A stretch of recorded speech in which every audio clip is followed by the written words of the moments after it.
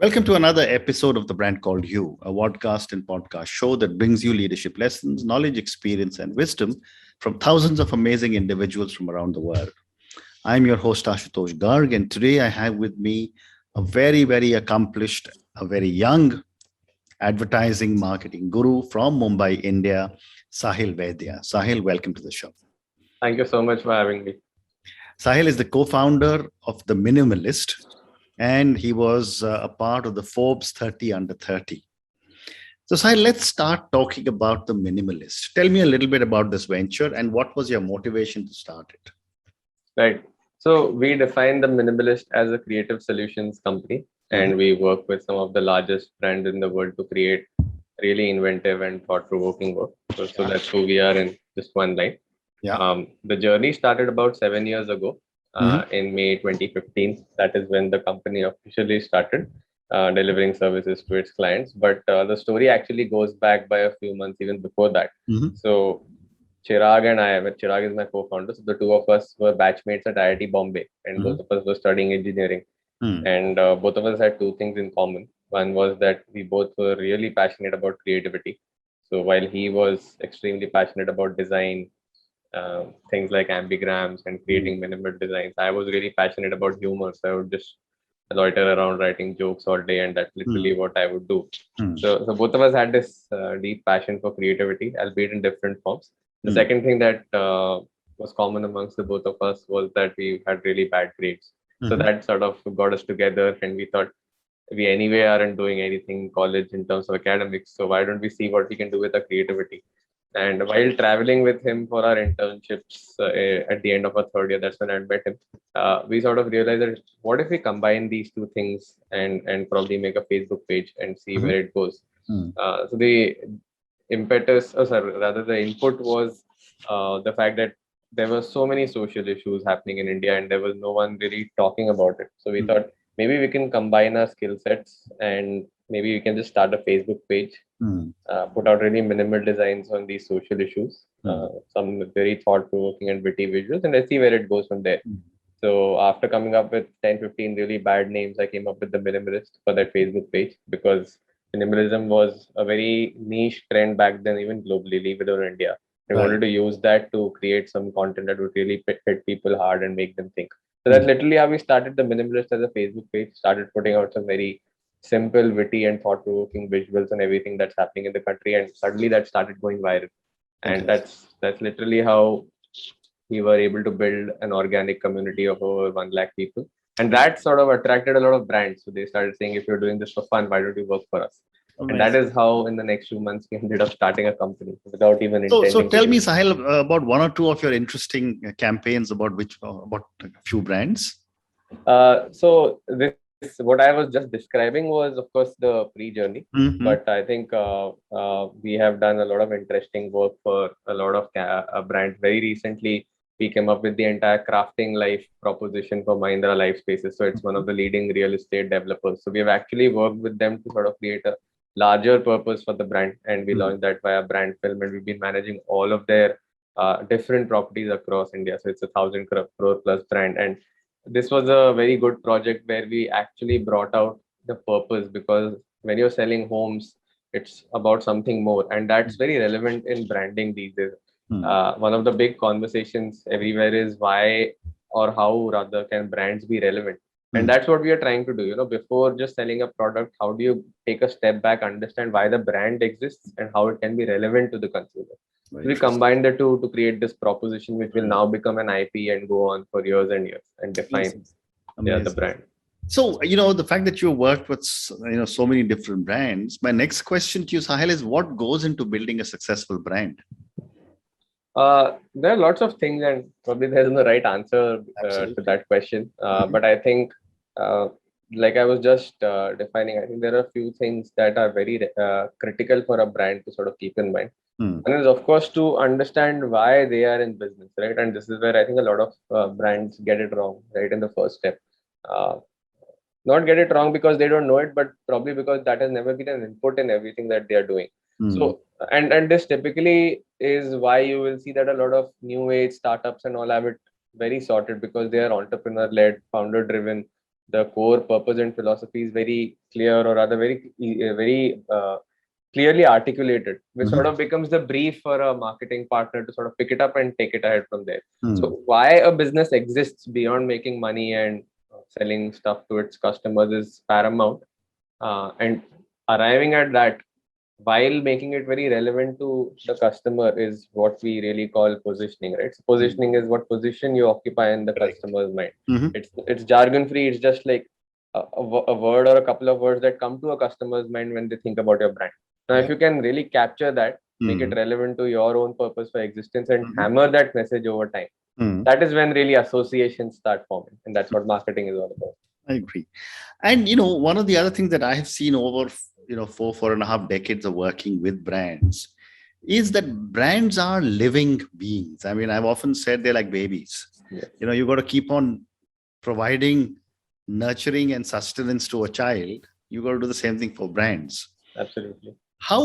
What in your opinion should be done for them to stay to stay relevant for a long time? I mean, you have brands which are 100 years old and you have brands that die in 1 year.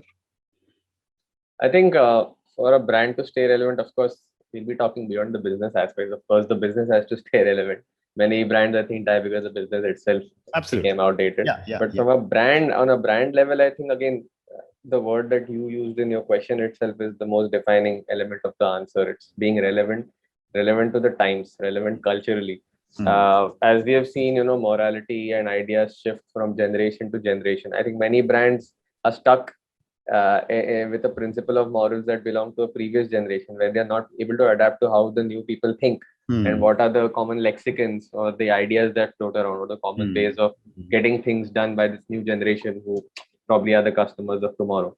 Correct. So if you realize that your audience has sort of changed, the demographic has changed over time, you also need to be culturally tuned into what kind of conversations they are having, what their interests are, and reinvigorate or reinvent your own positioning to stay Hmm. relevant with the times. So I think it's a lot about cultural attunement and literally staying relevant as a person. I mean, just like a person gets outdated, a brand is the same thing, right? So I think that's what Very we well have to said. do. Very well said. Great response. So my next question to you is that I remember when I was growing up in the early 80s in the corporate world and 80s, etc. Communication of a brand was either through a billboard or through a full page newspaper ad or through the cinema. This has continuously evolved over a period of time. And now that the whole thing is digital, social media, etc. My question to you is that how is communication for the brand evolving and changing over the last so many years? So as we saw, I think last year, I think the pandemic especially accelerated this, but digital has finally started commanding a very big percentage of the spends. It's Hmm. I don't remember the exact numbers, but probably it's Hmm. now at equal footing with all the other traditional platforms. Yeah. I think we are going to see a further shift when devices become even more widespread, when probably we get 5G or even 6G, when Hmm. computational power increases to deliver real-time data. I think Hmm. very new experiences will abound, and that Hmm. will once again probably change the face of marketing. So I think we are already at the tail end of probably the last revolution, which was the proliferation of devices and digital Hmm. content and apps, Hmm. and probably something really new is now about to unfold, which Correct. nobody probably has the right answers to. And based on all the work that you are doing, how are traditional platforms like print and media, TV, how are they adapting to the onslaught from the handheld devices and the other such similar platforms? I think so. Our business is predominantly integrated, and a lot of clients are mainly focused on newer ways of doing things. So we Mhm. have not been very heavy on the print side or radio side, Mhm. traditional platform. But I have seen that it's been a tough time for traditional platforms. I think, and in fact, COVID was a real death blow for many of those businesses, very unfortunately. But I Mhm. think people who produce TV commercials or who actually build those bigger brand narratives, let's say building radio ads and all of that, those people, their skills are not totally outdated today. They're still relevant Mhm. because what matters is how do you craft a story and again narrow down to that positioning and turn that into a creative. Hmm. So radio ads have become Spotify ads, TV ads have become Hotstar or Netflix commercials or whatnot, Hotstar ads, right? So the craft of storytelling is still very much relevant, Mhm. but the format, the placements, the way it has to be done, the duration, those have all changed. And I think everyone has to sort of keep up with what is the new inventory, what Mm, is the new format mm, of delivery, and how do you keep your message relevant in those new mm, formats as well. mm. And yet, with so many different social media platforms, how does a brand manager or the minimalist uh, decide which platform a brand should select?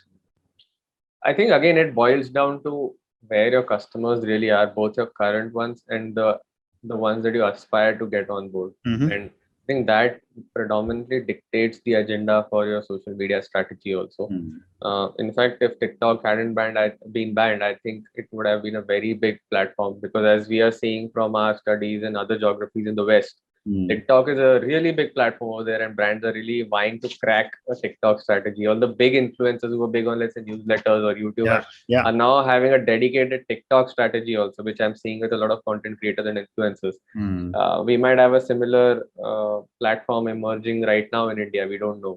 mm, But nevertheless, I think, for example, we work with luxury customers, some of them like Tata Click Luxury. So we have to really see what is the relevant platform for these brands, in the sense mm, where are these customers really discovering products, or where are mm, they exchanging ideas on what new ideas they want to look for.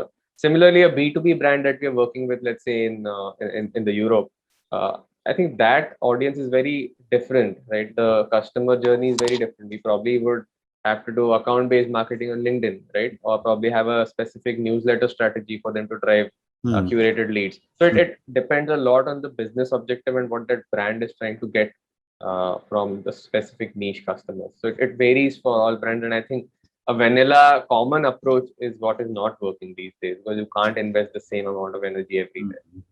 Well said. And you spoke a few minutes back about influencers. There is a whole new breed of influencers who has now come into the branding, advertising, marketing space. And from a situation of where it was primarily Bollywood and cricket stars, now there's this new breed of influencers.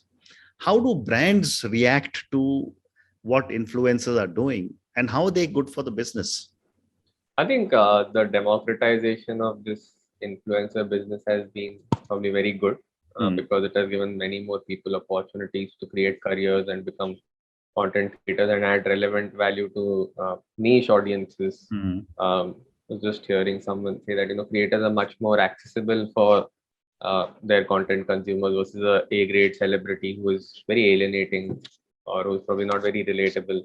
Uh, but at the same time, I think there are risks of one overload happening, mm. because people follow creators not for the ads but for the content. Correct. So I've also spoken to a lot of creators who are loathing about how for their revenue they have to do these things, but then there's a trade-off that they have to manage between too much advertising and Mm, too little. So that's a big trade-off, and consumers of course will probably slowly start tuning out if creators just are promoting products left, right, center. We're already starting to see some levels of fatigue, and people are already saying things like how performance marketing is destroying the internet by making it moving billboard wherever we go, there 10 ads plastered on the screen, mm, right? That's probably the same fate might be for influencers. At the mm. same time, there's a big risk of the brand also having a fallout if the influencer does something that becomes a subject of controversy. So, like for example, recently, even the person who wrote the book for Will Smith, that author, even though he had nothing to do with that Will Smith controversy, faced a lot of flack because he didn't condemn Will Smith for his action. So, the levels to which people will start associating brands with celebrities or influencers and start blaming them or boycotting them is reaching unheard proportions. Well said. And yet, remember when I used to talk to agencies, 4 decades ago, to what I see today, there's a lot of technology that young agencies and young people like you are using. How is technology changing the way advertising organizations or advertising agencies are functioning? No, it's changing things constantly, and I think it'll change things in a much bigger way probably in the Mm, next 5 to 7 years. mm, One thing is that we also realized this when we were starting, and we uh, decided to ensure that we have some bit of technological expertise also Mm. at our end, which is why we have thankfully built a UI UX department specifically that works with brands to create very delightful user experiences across web, mobile, and other devices, right? Mm. And this we have realized over time is a very critical offering because it ties the entire customer experience for the brand through, right? So if a brand does some level of marketing or build some associations with its brand, and people ultimately land onto a website or an app or landing page, that experience also needs to be in sync with the marketing and also needs to be smooth and understand the customer's mental models to deliver the smoothest experience possible to enable transactions. Mm. So this entire piece of UI UX and technology has been very critical. Mm. So that is one place where we've been fortunate to build an offering, and we've seen a good response over there as brands are now warming up to the value of design in their entire UX and Mm. customer journey. Secondly, I think a lot of things are getting automated, and there is much more measurability. So I think performance and conversion rate optimization is very big for specifically e-commerce companies or internet brands. Things are getting automated. So now you see with the proliferation of things like Canva or even content generation tools or social media management tools, all things that we earlier needed hands and decks for are slowly getting chipped away at by algorithms. Mm. And the final thing is, I think, the entire thing about the metaverse, which Mm. is taking over everyone's minds, and nobody knows how it's going to change advertising and how big it is going to be and how soon it will be. But yeah, Right. lots of things happening. And how will it function in a three-dimensional mode when you're physically not present? Right, right. Isn't it? Very Lots interesting. of questions to answer, and probably these are very early days, probably I, like the .com days of the I, internet. I agree with you. Another question, Sahil, is you spoke about TikTok. Now, it's a phenomenal platform, but from a communicator's perspective, you now have to reduce your message to say 7 seconds or 5 seconds. How do you manage to condense a powerful message in such a short period of time? Oh, from a possibility perspective, it's very much possible. In fact, very interesting trivia. Before Facebook introduced its thumb stoppers, I think back in 2019 or 18, we had already started doing something called videos, in the sense Okay. minimal videos, and Mm. we were trying to produce the same stories that we do as the minimalist, but in a video format in 10 to 15 seconds. So we wanted to deliver very hard hitting, powerful messages in probably a couple of frames that lasts for 10, 15 Mm. seconds. And this is something that even a lot of brands have sort of taken inspiration from, and a lot of our clients like HDFC Bank and all have been big on these videos and all. So it's Mm. very much possible, but at the same time, it's a part of the content strategy. It's Mm. not going to be your main brand film probably, or it's not going to be the commercial that ends up going viral and Mm. becomes an IP for that particular product, Mm. right? It's a part of the content strategy. It probably serves a different purpose than, let's say, a traditional 30-minute DVC or something like that. Mm. Well said. My next question, Sahil, is that there is a very clear differentiation between the different demographic profiles of your customers. And yet there is data to suggest that by 2030, 80% of wealth will be in the hands of people who are 60 plus. But most marketers think that their biggest market is for millennials and Gen Zs. How are you as an agency reconciling this big gap that exists between the expectations of these two distinct markets? I think that's a very interesting point, something that I haven't even pondered a lot over, but Mm-hmm. we definitely need to. And I think one of the answers is to always keep your eyes open, because many times we get bogged down by our own preconceived biases. So, for example, if I hold a line of thought that we have to do the latest things which probably target teenagers and youngsters, Mm. probably you might miss the bus because, surprise, it's all about marketing to the older generation who have all the wealth. At Mm. the same time, you might see, I mean, you might just see the fact that there's a generational wealth transfer also, and Correct. that the new youngsters become the biggest spenders and decision makers. So even in education, you see this. While the product is used by the kid, Mm. there are various influencers. Probably the parents are the decision maker, and the kid also sort of plays a role. So it's a very complex dynamic in this. What Mm. our role is to always keep our eyes open, constantly look at the new data, and try to be as good as the entire spectrum of skill set, because focusing on just one is leaving us in a very precarious position if that hypothesis turns out to be false as well. Well said.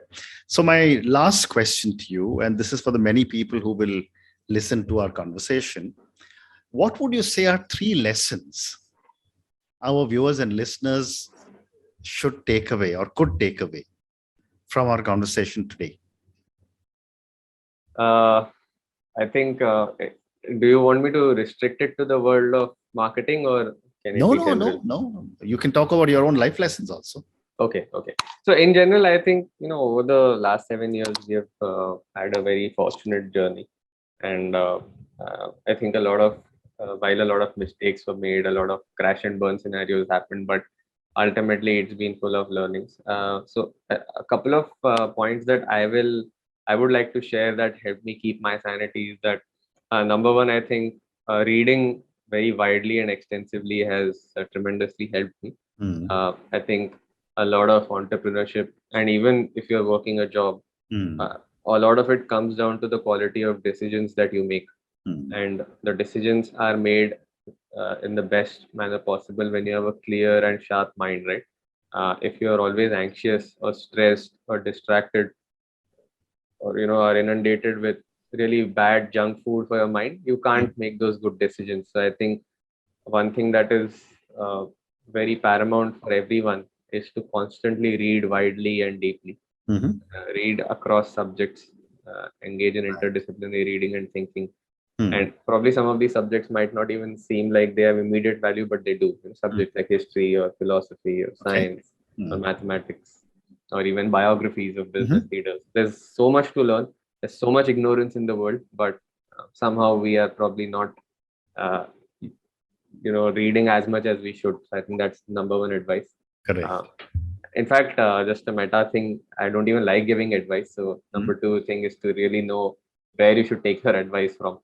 And I think Ray Dalio has a good framework. He says that you should take advice from believable people. And by believable, he means that in the field that you're seeking advice, they should have been there and done that and executed successfully without being aided by luck in the field in which you want advice.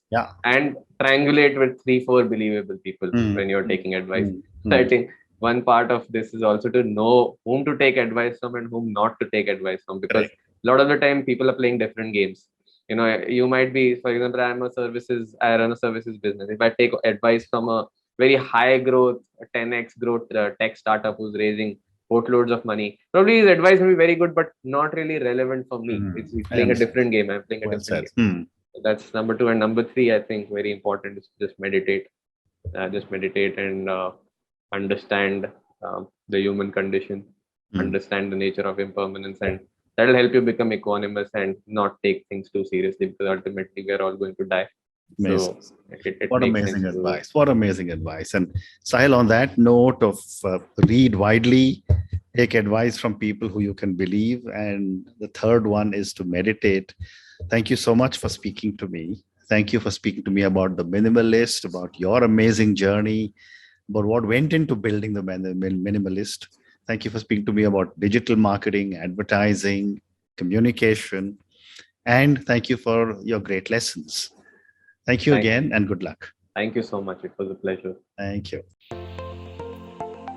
Thank you for listening to the Brand Called You videocast and podcast, a platform that brings you knowledge, experience, and wisdom of hundreds of successful individuals from around the world.